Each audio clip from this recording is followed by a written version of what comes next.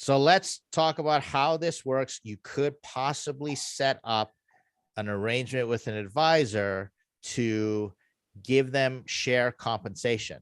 Now, remember, taxes are the big thing that you want to avoid. And anytime, so taxes come in two forms. They either come in compensation. So like when you make revenue, you have to pay taxes, right? Mhm. So if you're a business and you just made $10,000, well, Uncle Sam's going to want a piece of that and need that. Or it falls into something called capital gains, which is taxed at a lower rate than income. So this is income. So that's the reason we use options. So here's what, now remember, talk to your lawyer, but here's what an advisory agreement could look like. So an advisory agreement, you have to agree upon a value, right? So you may say that value is worth, let's say, 2% of the company. Okay. You need to clearly identify what is that 2% of the company worth, right? So let's say at the current value, because once you sell shares at a certain price, it gets locked in at that certain price. That's the value of your company. So like, for example, if you had 100 shares, and you give 2 of those shares to the advisor for, let's say, let's just use round numbers, for $1 each. Okay. That's in your agreement.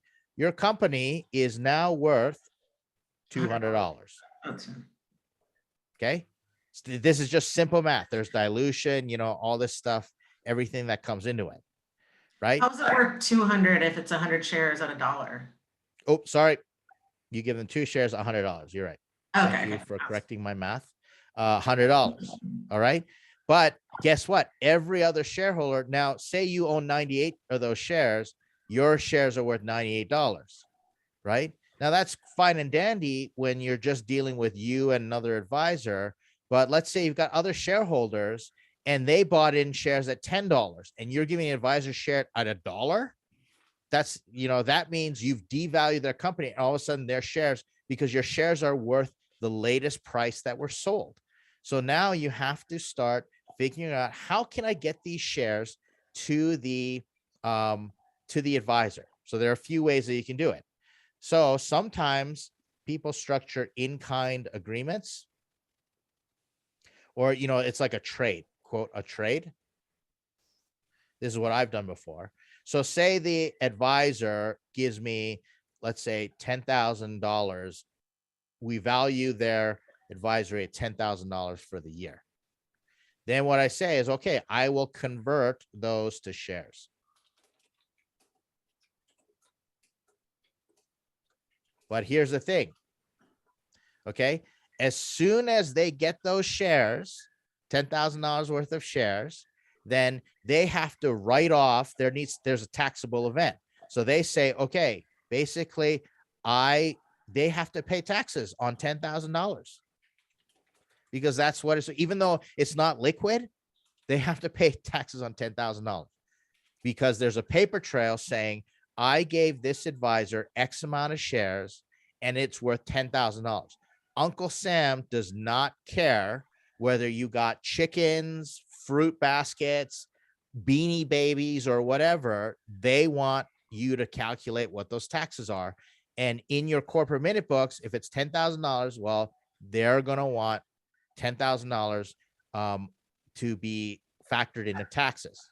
So that kind of sucks for the advisor. So then what you do is you give them an option. So one of the things that you can do is you can put in a clause that they can exercise this whenever. I think it's worth mentioning here that Jennifer actually started this by asking about dilution. And the core here is that there's the same 100 shares. And, when you give them to an advisor, they come out of your pool of shares, unless the board votes for an option pool, which can be awarded separately. But that option pool dilutes everybody when the board votes to issue it. So in terms of dilution, you know, when you go from 100 shares to more than 100 shares, everybody gets diluted. If you reward shares to an advisor without increasing the shares, nobody else's shares are affected, and technically you're not diluted, you're granting your shares to other people. So Okay. the term dilution is specific. Okay, so let's hang on. Let's get back to that, because first we want to talk about how we're going to structure this advisory. So Jennifer, you're talking about how do I bring on an advisor and properly structure share compensation, and then what is the effect on that on dilution and shares of the company? Yeah. And I'll talk through the different options that you've got. Okay, so let's talk about what an option is. Okay, an option is, it's you basically, in essence, you are giving them the option to buy, to buy shares at current price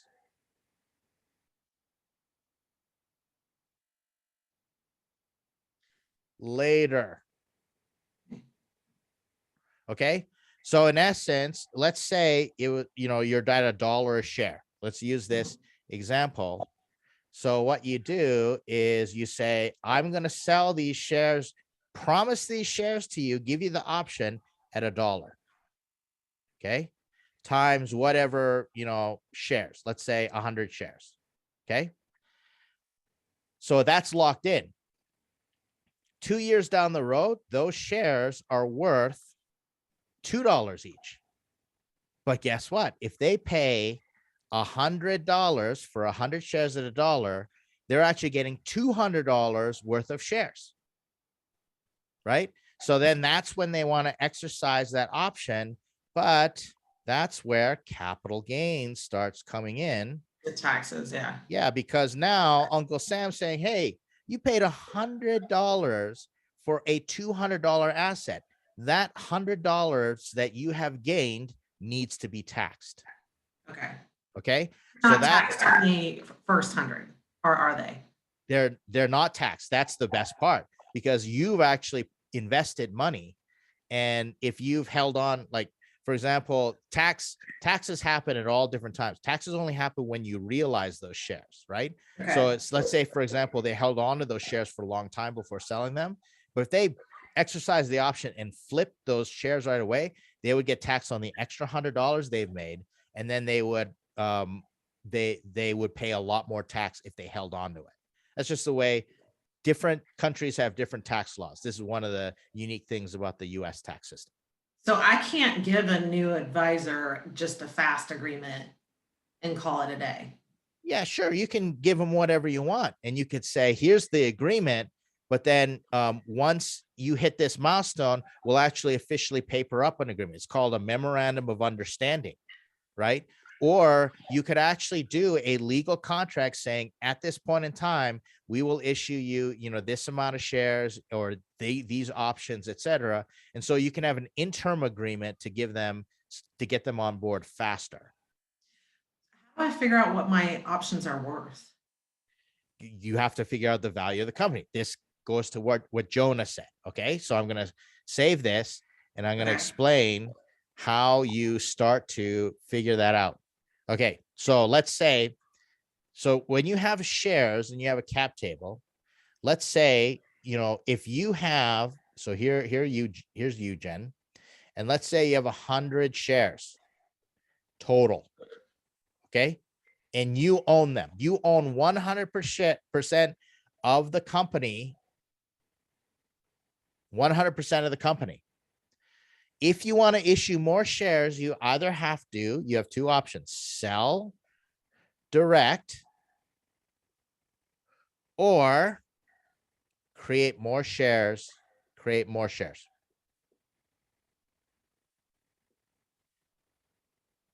Okay. So now this is what Jonah talked about. Let's say you add another 100 shares.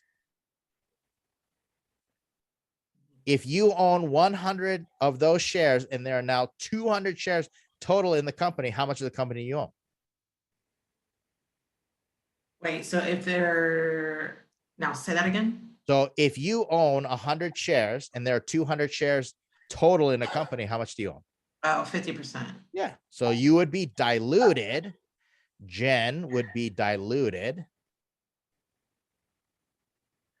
I don't think I spelled that wrong. To 50%. I spelled that wrong. Or maybe I didn't. I don't know. Okay. To 50%. Now, what do you do with those 100 shares? Okay. Those 100 shares could be put in a treasury.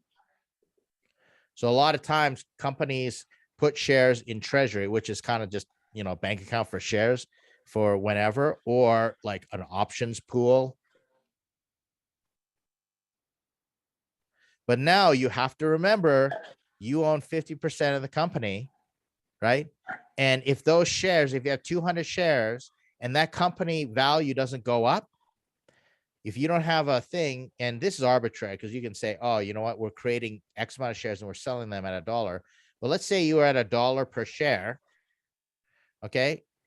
And you had 100 shares and you add 200 shares at $1 per share, or you have total $200 shares, your shares have gone to 50 cents. Right?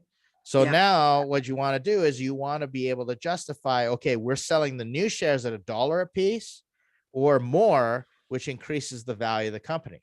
The value of the company is completely 100% based on what you put in your minute books and what investors are willing to pay for your company.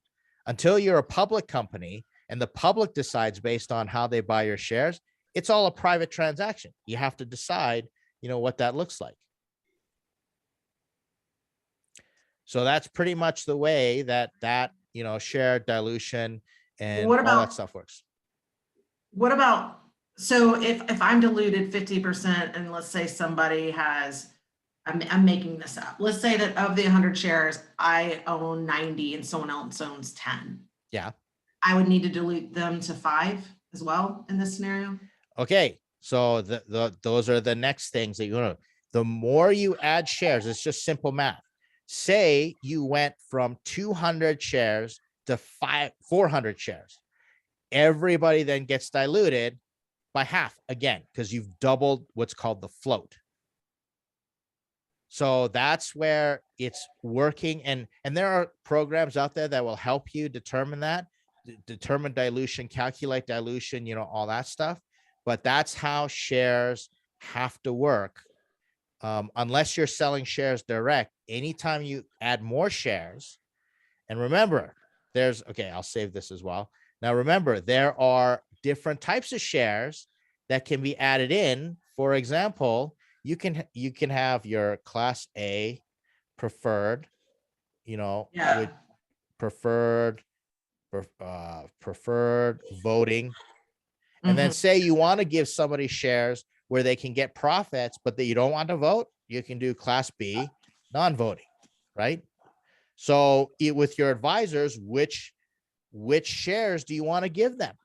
Those are the questions. Do you want your advisors to have votes in the company, et cetera, et Right. cetera? Yeah. Right now, he has it's no voting, I guess. I don't know what the FAST agreement does, but I think they're both non-voting.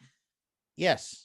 Now, remember, those FAST agreements, all agreements are subject to finagling, and you can write, and they've got different triggers and all this stuff. Like, we have to reach this milestone before this happens, and you're going to get this type of share and all those things. So you can make an agreement, say anything that you want, right? But you have to understand what is the ultimate end goal of that agreement, and how are you going to factor that in? And are you even ready to convert people into that agreement? Like, that's the next question, right? And then how do I sell direct? Because I haven't increased my pool at all, but I do have a couple of people that have agreements. Okay. And that's, again, I don't know what the agreement is, you know, like, Well, let's just say that I want to bring on someone new. So like, what is the sell direct option? Like, how? To sell direct, you just got to take some of your shares and say, I'm putting them up for sale and put in your minute books. I sold them for this percentage amount, which is what a lot of founders do to get early liquidity. And, like just, yeah, that's how it was.